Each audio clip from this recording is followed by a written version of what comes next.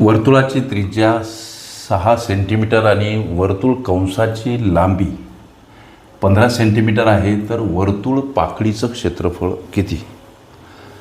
वर्तुळ पाकळी, वर्तुळ कंस ह्या माझ्या प्लेलिस्ट अवश्य बघा लेकरांनो. वर्तुळ पाकळीचं क्षेत्रफळ किती असा प्रश्न विचारला. वर्तुळ पाकळीचं क्षेत्रफळ गोष्टी लक्षात घ्या. आणि हे क्षेत्रफळ काढण्यासाठीचं साधं आणि सोपं सूत्र लेकरांनो 1/2 याच्यासोबत गुणिला आर आणि गुणिला एल. हे आर म्हणजे काय, तर आर म्हणजे असते रेडियस, ज्याला आम्ही मराठीत त्रिज्या म्हणतो. हे एल काय सर, तर याला लेंथ. इंग्रजीत मराठीत जी आम्हाला इथं पाकळीची वर्तुळ कंसाची जी लांबी दर्शवली त्यासाठी हे एल. ह्या गोष्टी लक्षात ठेवा.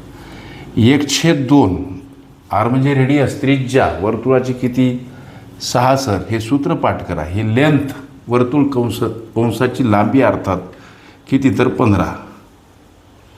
ह्या दोन गोष्टी इथं मांडायच्या गुणिला स्वरूपात. आता हा भाग कसा गेला, तर 3 गेला. मग उरलं काय, 1 3 आणि 15.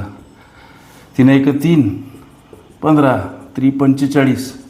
हे 4 सेमीमध्ये आलेलं आपल्या या प्रश्नाचं पूर्ण उत्तर. वर्तुळ पाकळीचं क्षेत्रफळ किती सर, 45 4 सेमी. हे तुमच्या विचारल्या प्रश्नाचं उत्तर. ओके.